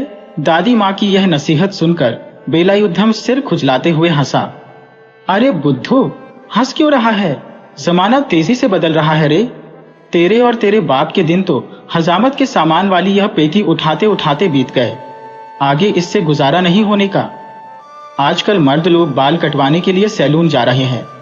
आगे विधवा औरतें मेरी तरह नहीं रहा करेंगी, महीने में एक बार अपना सिर नहीं मुंडवाया करेंगी। इसके आसार अभी नजर आ रहे हैं ना? फिर अच्छा, यह तो ठीक है। मैं कहती हूँ कि बदलते जमाने के संग लोगों को भी बदलना चाहिए। बोलो, मेरी बात ठीक है ना? कहती हुई गौरी दादी जोर से खिलखिलाई, मानो उन्होंने हंसी मजाक की कोई बड़ी बात कह दी हो। जवाब में नाई भी हंसने लगा। ले इसे खाता चल, गर्मी में थोड़ी राहत मिलेगी। कहती हुई दादी ने कमर पर रखे थैले से 2 मुलायम ककड़ियां निकालकर उसके हाथ पर रख दी। बस में आते समय इकन्नी में 4-4 के हिसाब से एक लड़का बेच रहा था। बच्चों के वास्ते मैंने 4 आने की खरीद ली। दादी की यह बात पूरी होने पर उन्हें दोबारा प्रणाम करने के बाद वेलायुधम वहीं खड़ा रहा ताकि वे उसे पार करके निकल जाएं। गौरी अम्मा का जन्म और पालन पोषण चिदंबरम में हुआ था। 10 साल की आयु में उनका विवाह कडलूर के एक संपन्न परिवार में हुआ। 16 साल की उम्र में बेचारी विधवा हो गई जब उनकी गोदी में नवजात शिशु था। उस दिन से लेकर वे अपने इकलौते पुत्र को तथा पति से विरासत में मिले मकान को छोड़कर एक दिन के लिए भी कहीं नहीं गईं। फिर भी जीवन में एक ऐसा दुखद प्रसंग आया जब प्राणप्रिय इकलौते बेटे से कभी न बिछुड़ी गौरी दादी को अपना इरादा बदलना पड़ा। दुखद प्रसंग यह था कि बेटे की ज्येष्ठ पुत्री गीता विवाह के 10 महीने में ही विधवा होकर घर लौट आई। जैसे कोई किरदार अपने नाटक का वेश उतार देता है, गीता अपने सुहाग के मंगल चिन्हों को तजने के बाद फपक कर रोती हुई मां की गोद में आ गिरी। गौरी दादी ने उसे अपने जीवन की अंतिम शोकपूर्ण घटना के रूप में स्वीकार कर लिया। उस क्षण से उन्होंने बेचारी गीता पर अपना संपूर्ण स्नेह और ममता बरसाते हुए उसे अपने आश्रय और संरक्षण में रखने को जीवन का परम ध्येय मान लिया था। अब तक वे गीता को अपने बेटे की पुत्री यानी पोती के रूप में उतना ही स्नेह वात्सल्य देती थी जितना कोई दादी अपनी पोती को देती है, किंतु अब तो गीता पर इतना स्नेह बरसाने लगी कि जिसकी कोई हद नहीं। वैधव्य के क्षण से लेकर अपने पुत्र को प्राणों से अधिक चाहने वाली वह माँ गौरी दादी अब अपनी अभागिन पोती पर जान देने लगी। पुत्र के प्रति उनका अहेतुक प्रेम स्थानांतरित होकर पोती के हिस्से में आ गया। वैधव्य दुख से पीड़ित पोती को सांत्वना देने मात्र के लिए वे ऐसा नहीं कर रही थी। सच्चाई यह थी कि गौरी दादी को अपनी अभागिन पोती में स्वयं अपनी प्रतिछाया दिखलाई दे रही थी। शैशव में ही पिता की मृत्यु हो जाने के कारण दादी के पुत्र गणेश अय्यर ने कभी भी पितृशोक का अनुभव नहीं किया। मां के सीमातीत लाड़ प्यार ने उन्हें पिता का अभाव महसूस नहीं होने दिया।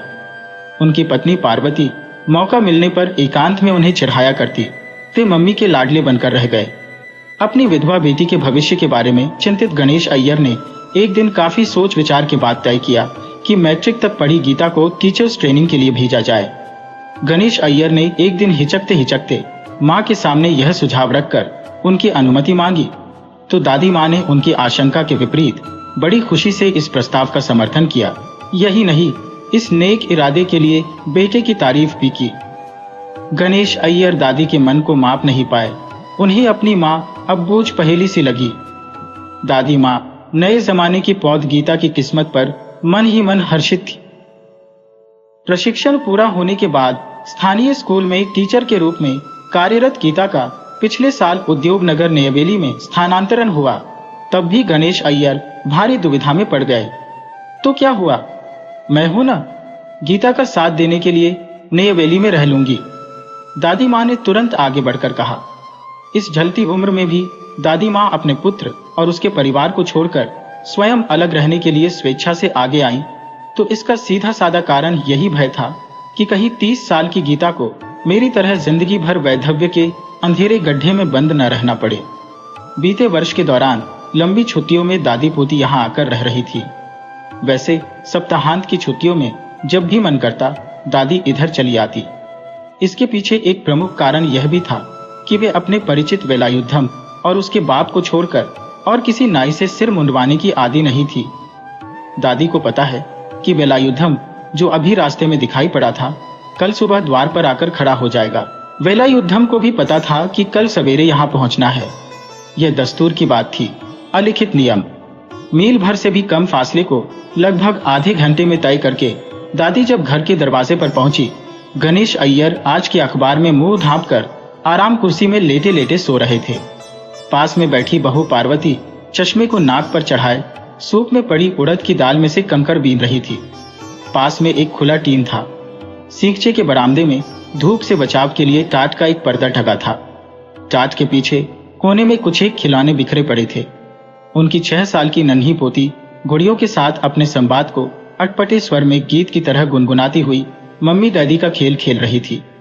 अपने अपने काम में डूबे रहने के कारण किसी ने दादी के आगमन पर गौर नहीं किया, इसलिए उन्हीं किवाड़ की चिटकनी को हल्के से हिलानी पड़ी। आवाज सुनकर खेल में डूबी पोती चौंकी। उसने पीछे मुड़कर देखा। दादी को खड़ी देखकर खुशी से चिल्लाई, हाय दादी। उसकी आंखें फैल गईं और चेहरा खिल उठा। मुन्नी, दरवाजा खोल। दादी के इन शब्दों के सुने बिना वह आह्लाद से चिल्लाती अंदर दौड़ गई। माँ, माँ, देखो दादी आई है, दादी माँ आई है। दरवाजा खोले बिना ही माँ को दादी के आने की सूचना देने के लिए अंदर दौड़ी गई। बच्ची पर हंसती हुई गौरी दादी बाहर खड़ी रही। गणेश अय्यर ने चेहरे पर पड़े समाचार पत्र को हटाकर अपनी आंखें खोली। बच्ची की चिल्लाहट सुनकर अचानक जग जाने की वजह से आंखें फाड़ फाड़ कर इधर उधर देखा। उनकी समझ में कुछ नहीं आ रहा था। आंखें लाल दिखाई दे रही थी। तभी उनकी पत्नी बच्ची को डांटती हुई बाहर आई। चुड़ैल, कहीं कहीं काहे को यूं चिल्ला रही है? और दरवाजा खोलते हुए सासू जी का स्वागत किया। आइए, क्या इस धूप में पैदल चली आई है? गाड़ी कर लेती। इतनी दूर के लिए गाड़ी वाड़ी की क्या जरूरत है? तांगे वाला 8-10 आने से कम में कहां मानेगा? झल्लाए स्वर में कहती हुई सीढ़ियां चढ़कर आ रही मां को देखकर गणेश अय्यर उनके स्वागत में आराम कुर्सी से उठ खड़े हुए। स्नेह से पूछा, क्यों मां, इस कड़ी धूप में क्यों पैदल आई? फिर पत्नी से कहा, पार्वती, मां के लिए मट्ठा ला दो। अरे, तू थक कर सो रहा था, चाहे और थोड़ी देर सो ले। कहती हुई बेटे के कंधे को वात्सल्य से थपथपाने के बाद दादी ने पास वाले स्टूल पर थैला उतार कर रखा। फिर आंगन में उतरकर मुंह पर ठंडा पानी उलीच लिया। हाथ पैर धोकर आंचल से पोंछने के बाद ताक पर रखी कठौती से थोड़ी भभूत लेकर जय हो महादेव के उद्घोष के साथ माथे पर लगाई। उसके बाद इत्मीनान से चली आई। इस पूरे समय तक गणेश अय्यर मां के इंतजार में आराम कुर्सी के पास खड़े रहे। वह आराम कुर्सी दादी मां का निजी सिंहासन था। घर में उनके रहते और कोई उस आसन पर बैठ नहीं सकता था। जब मां आराम कुर्सी पर बैठ गई तो गणेश अय्यर एक और कुर्सी खींच लाए और उस पर बैठकर मां के लिए पंखा झलने लगे। दादी के बैठते ही नन्ही पोती जानकी दौड़ी आई और उनकी गोदी पर सवार हो गई, मानो वह इसी ताक में खड़ी थी कि दादी कब बैठेंगी। गणेश अय्यर, जो पंखा झल रहे थे, बिटिया को डांटते हुए पंखे के डंडे से हटाने लगे। देखती नहीं बुद्धू कहीं की, दादी माँ धूप में पैदल चलकर आई है, जरा आराम करने दे। क्या जल्दी है गोदी में सवार होने की? ओ, रहने दे बिटिया, तू यहीं बैठी रह। कहती हुई दादी ने मुन्नी को अपनी ओर खींच लिया। अब क्या कर लेंगे? कहती हुई नन्ही जानकी पिता को देखकर मुंह बनाने लगी। जानकी को गोदी में लिए हुए ही दादी ने पास वाले स्टूल पर रखे थैले को उठाया। उसके अंदर से ककड़ियां निकालकर फर्श पर करीने से रखी। फिर जानकी के हाथ में एक ककड़ी दी धुली हुई अपनी दूसरी धोती को अरगनी पर टांगने के लिए परे हटाकर रखा। फिर थैले को औंधा कर दिया। उसके अंदर रखी हुई 3 सेर मूंगफलियों के साथ एक सफेद लिफाफा नीचे गिर पड़ा। चारों ओर नजर दौड़ाते हुए दादी ने पूछा, अरे मीना और उसका छोटा भाई अंबी कहाँ है? दिखाई नहीं दे रहे। फिर जमीन पर पड़ा लिफाफा उठाकर बेटे की ओर बढ़ाते हुए बोली, गीता ने इसे तुम्हें देने के लिए कहा है। गणेश अय्यर असमंजस में पड़ गए। मां से कैसे कहें कि 20 साल की लड़की को भाई के साथ ही सही मैटनी शो देखने के लिए भेजा है। वैसे सिनेमा हॉल दूर नहीं था, साथ में भाई भी गया है। पता नहीं मां की प्रतिक्रिया क्या होगी। गणेश अय्यर डरते डरते बोले, मीना की पसंद के उपन्यास पर एक फिल्म आई है। सुबह से ही दोनों शैतान इसे देखने की रट लगाते हुए मेरी जान खा रहे थे। मैटनी शो ही तो है। यह सोचकर मैंने भी उन्हें जाने दिया। इस अंदाज से बोल रहे थे कि उनसे कोई गलती हो गई हो। अच्छा, धारावाहिक रूप में वह जो उपन्यास आ रहा था उसी कहानी पर फिल्म बनी है? मैंने भी कहीं नाम पढ़ा है। किसी खास पत्रिका और विशिष्ट लेखक का नाम लेकर दादी ने कहा, इस छोटी सी बात को तूल देकर क्यों बच्चों को गाली दे रहा है रे? हम तुम फिल्म के बारे में कुछ नहीं जानते और आजकल के बच्चे फिल्म को छोड़कर कुछ नहीं जानते। फिर भी दूसरों की तुलना में हमारे बच्चे बड़े सीधे साधे हैं। यूं अपने बेटे को समझाने के बाद दादी माँ ने पूछा, चिट्ठी में क्या लिखा है गीता ने? पढ़कर बताओ।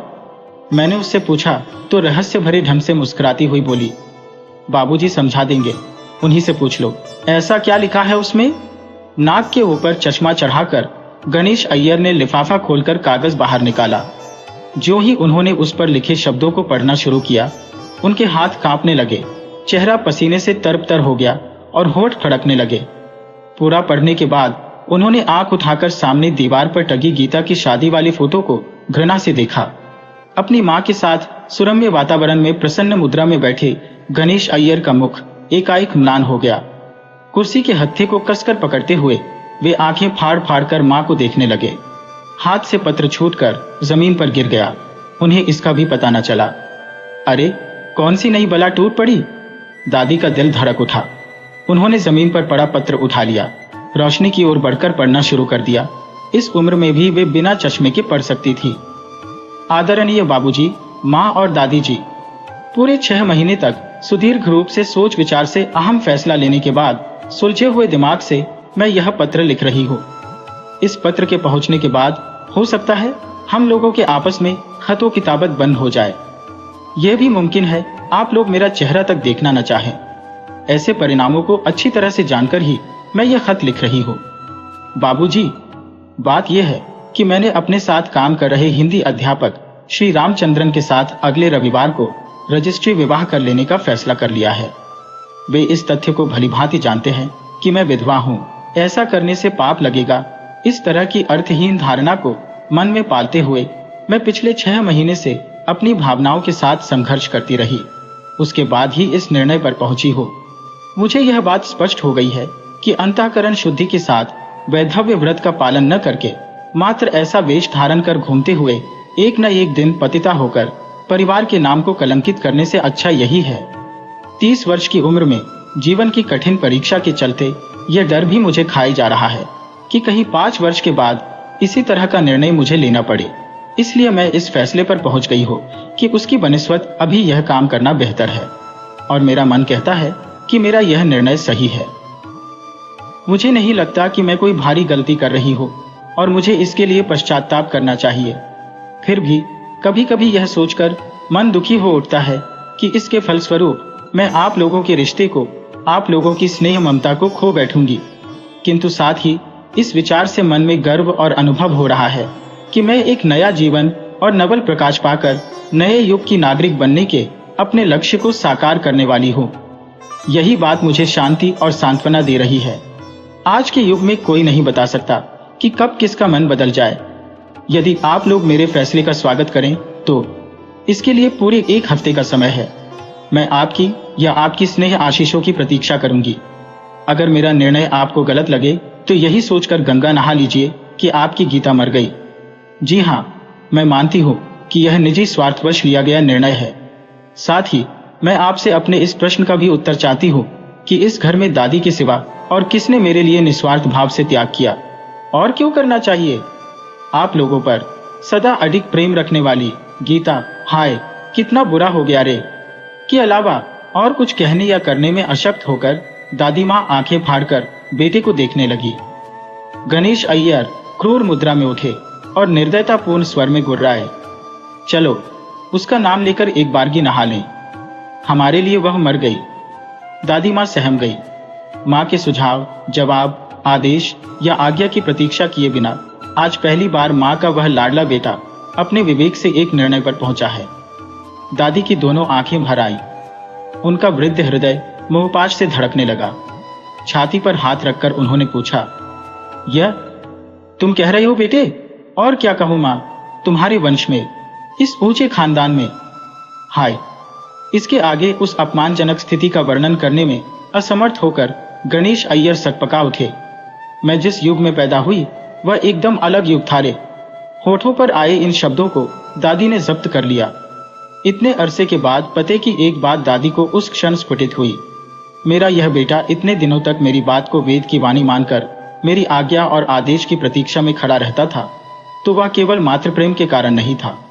वह पूरी आस्था और विश्वास के साथ मेरे वचन का पालन करता रहा, इसलिए कि मैं एक युग की प्रतिनिधि हूं। मेरा वह युग आचार अनुष्ठान पर आस्थावान युग है। मेरा जन्म उस कुल में हुआ था जो शास्त्र विधियों से डरकर अक्षरश उनका पालन करता आ रहा है। इसी प्रकार के आचार अनुष्ठान के पथ पर अपने परिवार को ले चलने की शक्ति स्वयं में न होने पर भी मेरे द्वारा यह संभव हो सकता है। इसी विश्वास के साथ उस युग को और आचार अनुष्ठान से मंडित उस जीवन को गौरव देने के लिए ही मेरी हर बात को आदेश मानते हुए खड़ा रहता था। मेरा बेटा यो अपने बारे में, अपने बेटे के मूर्खतापूर्ण निर्णय के बारे में और उधर एकाकी पड़ गई। प्यारी पोती गीता के बारे में सोचते हुए मानमूक होकर बैठी थी। दादी, तभी पार्वती वहां आई। उसने जमीन पर पड़े उस पत्र को उठाया जिस पत्र ने घर के वातावरण को संगीन बना दिया था। पढ़ने के बाद, अरे पापिन, तूने हमारे सिर पर अंगार उंडेल दिया, कहती हुई सिर पीट पीट कर रोने लगी। दादी ने अपने स्वभाव के अनुसार शांत निश्चल भाव से उस पत्र को लेकर पत्र की अंतिम पंक्तियां दोहरा दी। जी हां, मैं मानती हूं कि यह निजी स्वार्थवश लिया गया निर्णय है। साथ ही मैं आपसे अपने इस प्रश्न का भी उत्तर चाहती हूँ कि इस घर में दादी के सिवा और किसने मेरे लिए निस्वार्थ भाव से त्याग किया। चुभ होने वाले गजब के शब्द। दादी ने होठ काट लिए। गीता के इन शब्दों का अर्थ दूसरा कोई नहीं समझ पाएगा। सिर्फ दादी है जो समझ सकती है।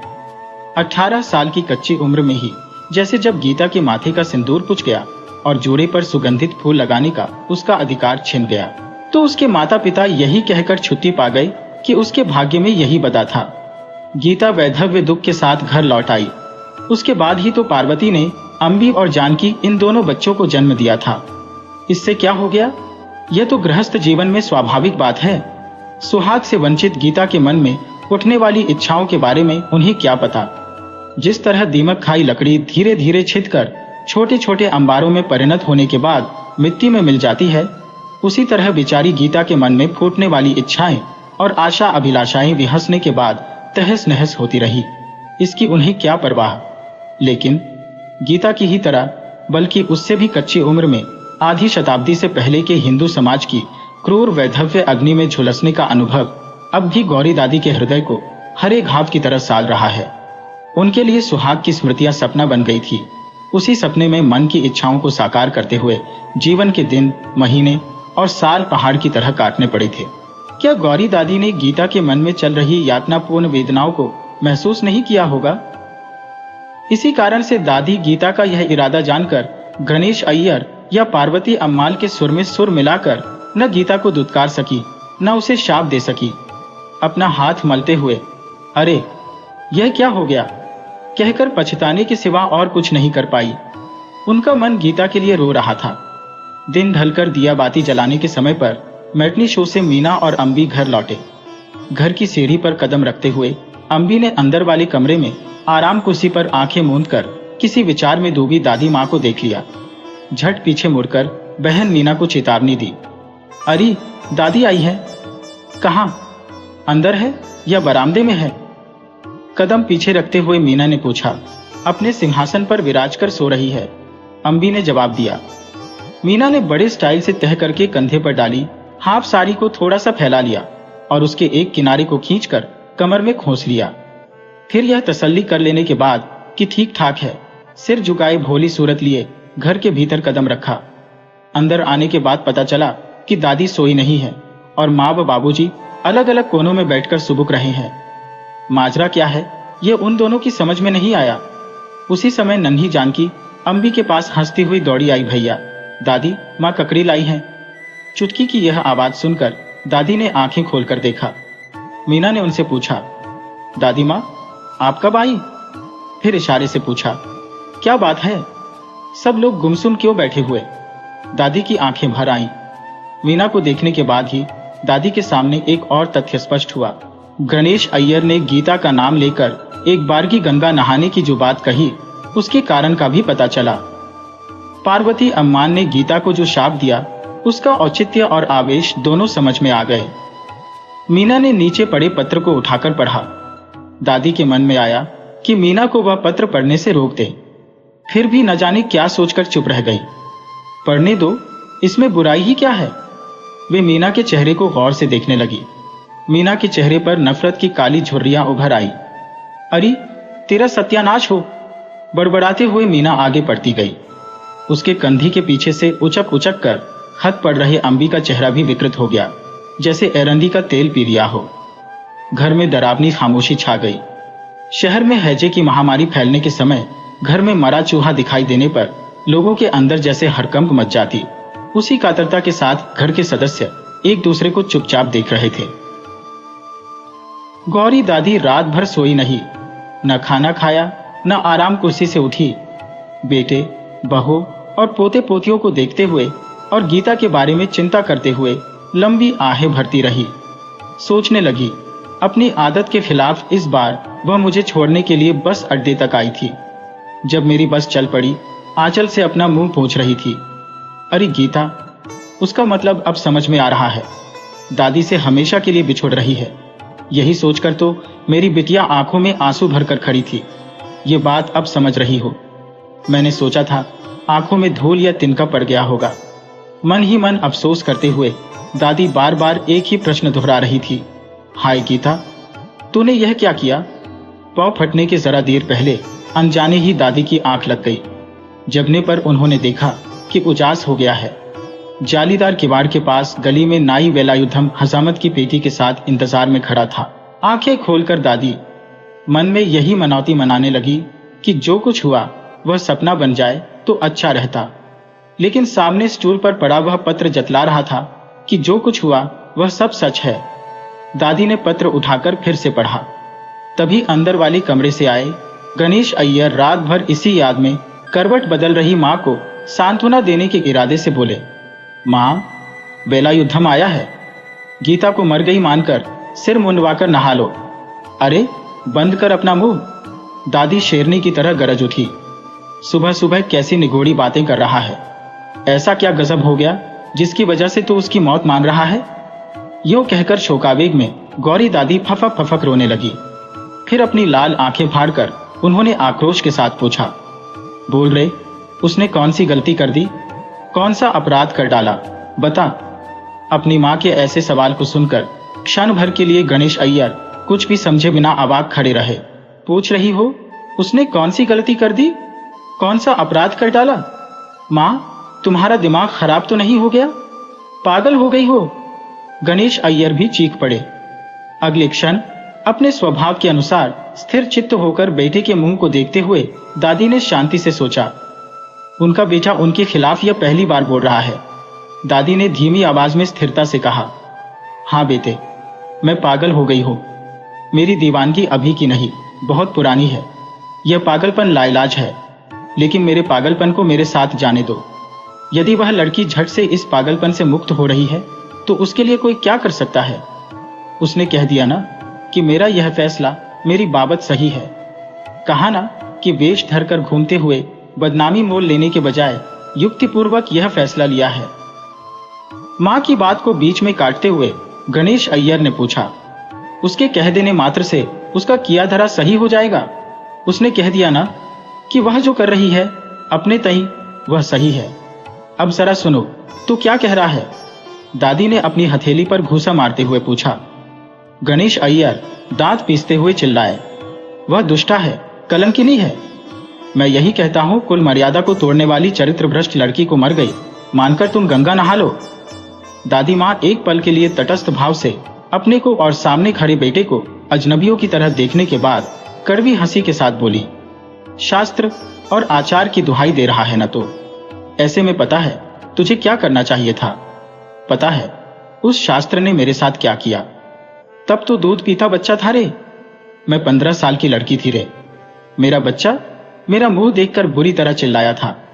मालूम है, अपनी मां के स्तन से दूध पीने के लिए डरकर तू अक्सर चीखता। मेरे पास आते ही मेरे घुटे हुए मुंडित सिर को देखकर तू चिल्लाता। इस तरह शास्त्र के नाम पर मेरे ऊपर जुर्म ढाकर लोगों ने एक अंधेरे कोने में मुझे बिठा दिया था रे। तूने गीता के साथ वही क्रूर कर्म क्यों नहीं किया था जब वह विधवा हुई थी? क्यों नहीं किया बता? आंखों में अश्रुधार के साथ दादी ने जब पूछा तो गणेश अय्यर ने भी अपनी आंखें पोंछ ली। दादी ने अपनी बात फिर जारी की, क्यों रे, तेरे शास्त्र ने उसे रंगीन साड़ी पहनने की छूट दी, बालों को जोड़ा बनाकर बांधते हुए स्कूल में जाकर पढ़ाने की अनुमति दे दी, खुद कमाकर पेट पालने की इजाजत दी है। इन सब के लिए तूने मेरी अनुमति मांगी तो मैंने हाँ कह दिया। क्यों? जमाना बदल रहा है, लोगों को भी बदलना चाहिए, इसी ख्याल से मैंने अनुमति दी थी। अभी इस परिवार के गौरव का बखान कर रहा था ना तो? यह कुलीन परिवार जिसमें मैं पैदा हुई, उस समय मुझे सहारा देने के लिए तू था। घर और खेत थे, वह युग भी वैसा था। गीता ने आज जो निर्णय लिया है उसके बारे में कल्पना तक नहीं कर सकता। ऐसा युग था वह सब बातें उस युग में संभव थी, उस युग के लिए सही भी थी। अब वैसा जीना मुमकिन नहीं है रे। बेटा गणेश, मैं तेरी स्थिति को समझ रही हूँ। तू बाल बच्चों वाला है, कल तेरे बच्चों का विवाह मंगल होना है। इन सब बातों को मैं समझ रही हूँ। गीता ने भी सोच समझकर ही तो लिखा है। क्या तेरा शास्त्र उसे जीवन दे सकता है, जिंदगी का सुख दे सकता है? उसने साफ कह दिया है ना कि ऐसा शास्त्र मुझे नहीं चाहिए। गणेश, यह भी सुन ले, मुझे गीता ही चाहिए। मुझे जीवन में अब क्या पाना है? मेरा शास्त्र मेरे साथ बना रहकर मेरे साथ चिता में जल जाए। तुम सब यहां सुखी रहो। मैं जा रही हूं, गीता के साथ रहने के लिए जा रही हूं। सोच कर देख, यही अच्छा रहेगा। तुझे भी आत्मिक संतोष मिलेगा। नहीं तो उसके साथ साथ मेरे लिए भी गंगा नहा ले। मैं चली, कहकर अपनी दूसरी धोती को लपेटकर खाकी थैली में ठूसते हुए उठ गई दादी मां। अम्मा, ओ मां, कहकर जुड़े हुए हाथों के साथ चुपचाप खड़े थे। गणेश अय्यर, आंखों से लबालब अश्रुधार गिर रही थी। अरे बुद्ध, रो क्यों रहा है? मैं भी काफी सोच विचार के बाद ही इस निर्णय पर पहुंची हूं। वह चाहे जो भी करे, आखिर वह हमारी बच्ची है रे। यो धीमी आवाज में उन्हें तसल्ली देकर दादी ने अंदर मुड़कर देखा। बोली, पार्वती, तू घर को अच्छी तरह संभालना। और सबसे विदा लेती हुई दादी निकल पड़ी। मुझे अभी चलना है, गीता के पास जल्दी पहुंचना है। अपने आप बुदबुदाते हुए बाहर आई तो उन्होंने द्वार पर खड़े वेलायुधम को देखा। तू चल रे, मुझे नेयवेली जाने की जल्दी है, कहते हुए उसके हाथ में एक चवन्नी रख दी। अब इसे यहां पर कोई काम नहीं है। इससे क्या हुआ? दुनिया में क्या क्या बदलाव आ रहा है। क्या मैं एक नाई को भी बदल नहीं सकती? यूं सोचकर हंसते हुए दादी ने थैला उठाकर बगल में दबा लिया। ड्योढ़ी से उतरकर दादी एक बार मुड़ी और अच्छा, मैं चलती हूं, कहते हुए सबसे फिर एक बार विदा ली। सुबह की सुनहरी धूप में ठंडी रेत पर पैर जमा जमा कर रखती हुई दादी एक ओर झुककर हौले हौले जा रही थी। दादी मां का वह प्रयाण कुछ ऐसा था जैसे धीरे धीरे चल रहे पुराने युग का कोई प्रतिनिधि तेजी और आवेश के साथ सामने से आ रहे नए युग का स्वागत करके उसे अपने आगोश में लेने के लिए आगे बढ़ रहा हो। ओह, इसके लिए मन की परिपक्वता चाहिए।